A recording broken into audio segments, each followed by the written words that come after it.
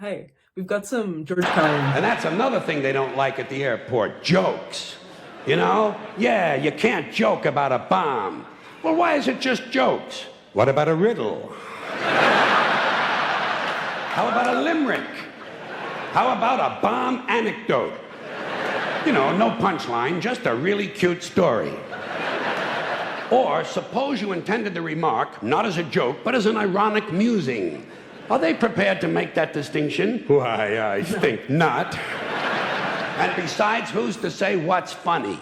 Airport security is a stupid idea, it's a waste of money, and it's only there for one reason, to make white people feel safe. That's all. The illusion. The feeling and illusion of safety. Because the authorities know they can't make an airplane completely safe. Too many people have access. You'll notice the drug smugglers don't seem to have a lot of trouble getting their little packages on board, do they? No, and God bless them too.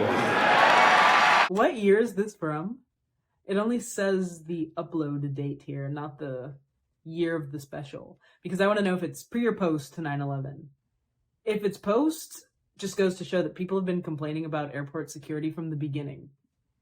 And if it's pre, I guess that means the security measures in place at the time didn't make much of a difference when it counted. Which would play directly into his point that the perceived security is just an illusion. Also, if it is pre 9/11, it's almost crazy how little things have changed, because the special's got to be at least 20-something years old. Yeah.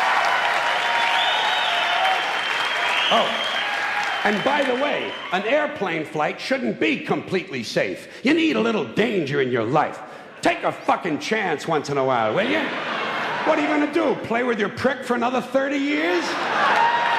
What, are you gonna read People magazine and eat at Wendy's till the end of time? Take a fucking chance. Besides, even if they made all of the airplanes completely safe, the terrorists would simply start bombing other places that are crowded. Porn shops, crack houses, titty bars, and gangbangs.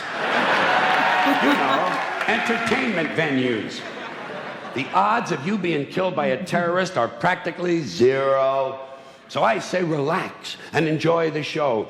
You have to be a realist. You have to be realistic about terrorism. Certain groups of people, certain groups, Muslim fundamentalists, Christian fundamentalists, Jewish fundamentalists, and just plain guys from Montana are going to continue to make life in this country very interesting for a long, long time. That's the reality. Angry men in combat fatigues talking to God on a two-way radio and muttering incoherent slogans about freedom are eventually going to provide us with a great deal of entertainment. Especially after your stupid fucking economy collapses all around you and the terrorists come out of the woodwork, and you'll have anthrax in your water supply and sarin gas in your air conditioners. There'll be chemical and biological suitcase bombs in every city, and I say enjoy it. Relax. Enjoy the show. Take a fucking chance. Put a little fun in your life. To me, terrorism is exciting. It's exciting. I think the very idea that you can set off a bomb in a marketplace and kill several hundred people is exciting and stimulating, and I see it as a form of entertainment. I'm starting to think this is pre 9/11. That's all it is. Yeah. But I also know that most Americans are soft and frightened and unimaginative, and they don't realize there's such a thing as dangerous fun. And they certainly don't recognize a good show when they see one. I have always been willing to put myself at great personal risk for the sake of entertainment. And I've always been willing to put you at great personal risk for the same reason. Nice. As far as I'm concerned, all of this airport security, all the searches, the screenings, the cameras, the questions, it's just one more way of reducing your liberty and reminding you that they can fuck with you anytime they want. As long as you put up with it. As long as you put up with it.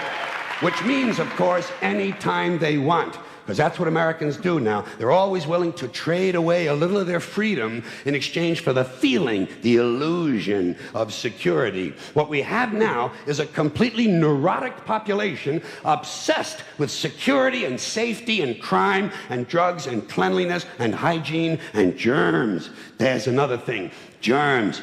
Where did this sudden fear of germs come from? in this country. Have you noticed this? The media constantly running stories about all the latest infections, salmonella, E. coli, hantavirus, bird flu, and Americans they panic easily, so now everybody's running around scrubbing this and spraying that and overcooking their food and repeatedly washing their hands, trying to avoid all contact with germs. It's ridiculous, and it goes to ridiculous lengths. In prisons, before they give you a lethal injection, they swab your arm with alcohol. Really? It's true. It's true. It's true. Well, they don't want you to get an infection. And you can see their point. Wouldn't want some guy to go to hell and be sick. It would take a lot of the sportsmanship out of the whole execution. Fear of germs, why, these fucking pussies. You can't even get a decent hamburger anymore. They cook the shit out of everything now because everybody's afraid of food poisoning. Hey, where's your sense of adventure? Take a fucking chance, will you? You know how many people die in this country from food poisoning every year? 9,000. That's all. It's a minor risk. Take a fucking chance, bunch of goddamn pussies. Besides, what do you think you have an immune system for? It's for killing germs. But it needs practice. It needs germs to practice on. So listen. If you kill all the germs around you and live a completely sterile life, then when germs do come along, you're not going to be prepared. And never mind ordinary germs, what are you going to do when some super virus comes along that turns your vital organs into liquid shit? I'll tell you what you're going to do. You're going to get sick, you're going to die, and you're going to deserve it because you're fucking weak and you got a fucking weak immune system. Now, God damn it. Okay, he is very consistent because the last bit I watched of his ended with similar words. I'm going to link you the video in the description so you can watch without my commentary. Midway through him talking about germs, I was thinking how I would have loved to hear George Carlin's thoughts on COVID. Just pure curiosity's sake. But the hardest hitting line out of that was that people are willing to sacrifice their freedoms for the illusion of security. Fast forward 20 some years since he wrote this, and in that respect, not much has changed.